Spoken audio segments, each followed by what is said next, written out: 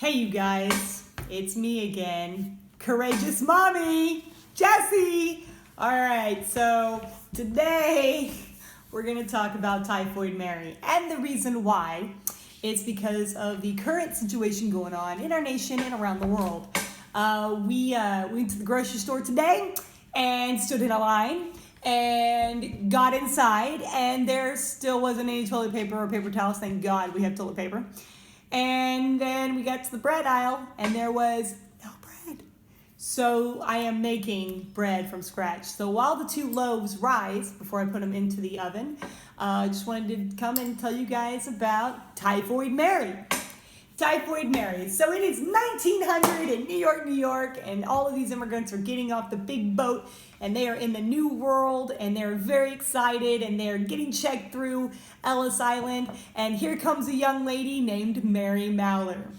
Mary Mallon is an immigrant from Ireland, and she is extremely happy to be in America and to be able to do her job as a cook for Americans. So she is very happy. And my chair is very squeaky. I don't know what the deal is with that. So she's cooking for the rich. She gets a job. She's cooking. She does all the house duties when it comes to kitchen stuff, cooking, making desserts, making appetizers, making the rich people happy. And she gets a job in Oyster Bay, and where all the rich hang out. And she is making her signature dish, which is homemade vanilla ice cream and with peaches on it. And so anyway, so she is making her little desserts, and she is giving them to all the rich, and they are very happy. These people are recommending her to all their friends, having a great time. And she's getting popular, and she's cooking for a bunch of families. So here we go. And she starts cooking for families. And one of them is Charles Warren. And Charles Warren is a banker, okay?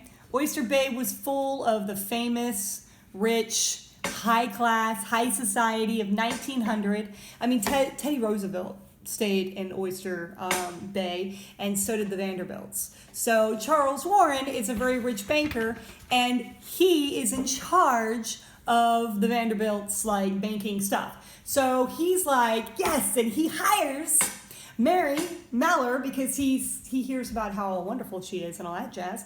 And so he hires her to cook for him.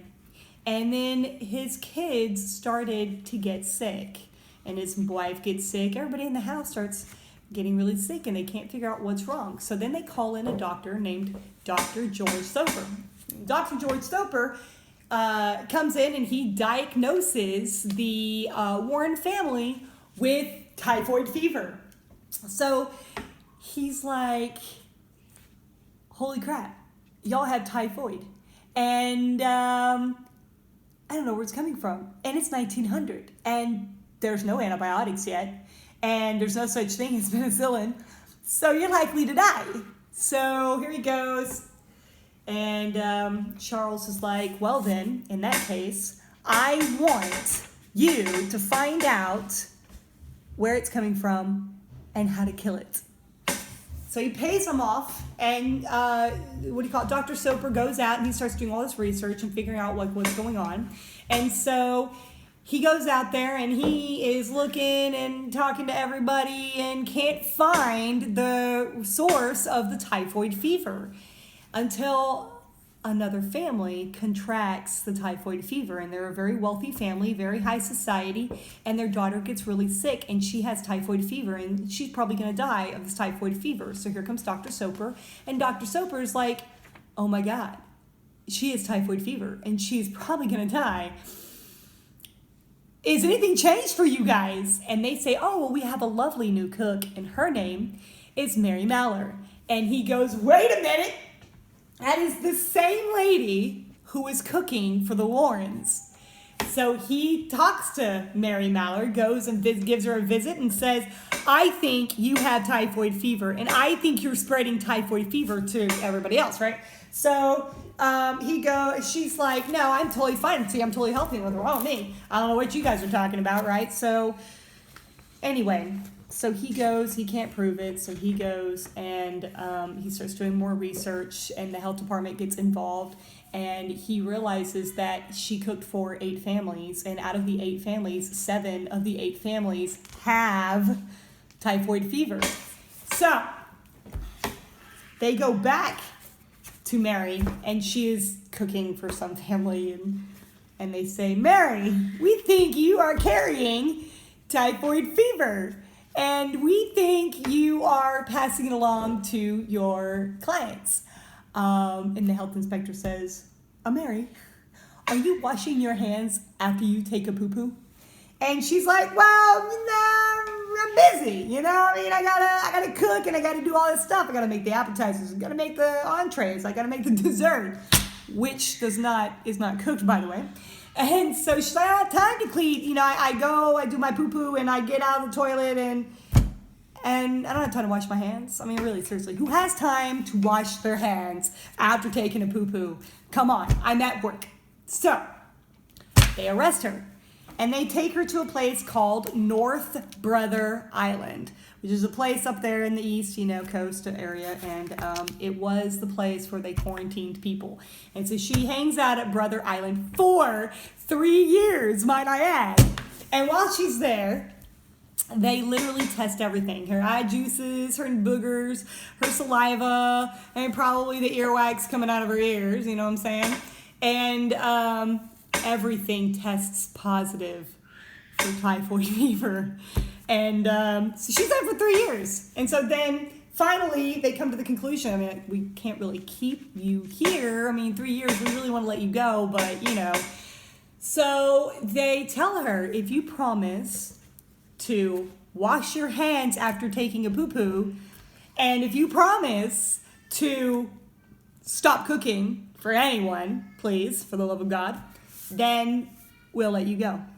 Of course, she's like, yeah, sure, whatever, I'll do it.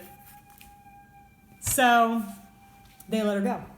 And then, fast forward, it's 1915. It's been 5 years since they put her at North Brother Island. And she, all of a sudden, there's another outbreak of typhoid fever in a maternity hospital, Sloan Maternity Hospital, in New York. And so everybody's there and everybody's sick, and they call in the health department, and they're in, here comes Dr. Soper, and he's like talking and interviewing everybody, and this nurse is like, we are not stupid. We know we should be washing our hands. We know how to take care of ourselves. We know how not to get typhoid fever. How is this happening in a hospital? So Soper goes, who's your cook? Who's cooking for you? And of course, he goes downstairs into their kitchen, and who should he see but Mary Mallon standing there in the kitchen, cooking all the dishes with her dirty, poopy-filled hands. And they arrest her, and they take her back to Brother Island. And she stays there for 23 years until her death. When she dies, they do an autopsy. Right away, they're going to find out, medically, she's an anomaly, right? Because she is a carrier for the disease, and yet she shows no symptoms, right? So she's asymptomatic. So they do an autopsy, and they take out the gallbladder, and they actually find the live disease in her gallbladder. And so, moral of the story, the journals, medical journals, they start talking about, typhoid, and they discuss Mary and how she had typhoid and she was asymptomatic, and they started to coin her as Typhoid Mary. And so that is how we got the term and the name Typhoid Mary, was from that story. And for real, it's a story about disease, which is going on right now in America, and it's a story about cleanliness, which we are all talking about right now. It's a big deal. So P.S. and hashtag, wash your hands after you take a poo-poo. And that is my story and my deal for today, and I hope you guys enjoyed it. And as always, have a great one, and I'll talk to you guys soon.